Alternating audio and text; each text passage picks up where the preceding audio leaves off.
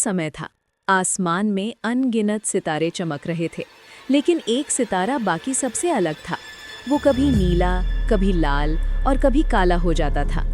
अली रोज उस सितारे को देखता था, मगर उसे ये नहीं पता था कि वो कोई साधारण सितारा नहीं, बल्कि इच्छाओं का रखवाला था, और हर इच्छा की एक कीमत होती थी। एक रात वो सितारा जमीन पर उतर आया। मैं आखिरी इच्छा वाला सितारा हूँ, उसने कहा, लेकिन जो भी इच्छा मांगोगे उसके बदले तुम्हें कुछ खोना पड़ेगा। अली चौंक गया। क्या मतलब? सितारा बोला, हर इच्छा की एक कीमत होती है। कोई अपनी यादें खोता है, कोई अपनी खुशी, और कोई अपना सबसे कीमती रिश्ता। अली परेशान हो गया, मगर फिर उसे अपने बीमार अब्बू याद आए।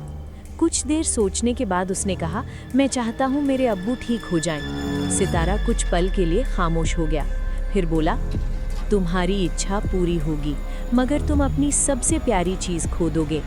अचानक तेज रोशनी फैली और सब कुछ बदल गया। अली के अब्बू पूरी तरह ठीक हो गए, लेकिन अगली सुबह जब अली उठा, उसके अब्बू उसे पहचान ही नहीं पाए। तुम कौन हो? उन्होंने पूछा। अली का दिल टूट गया।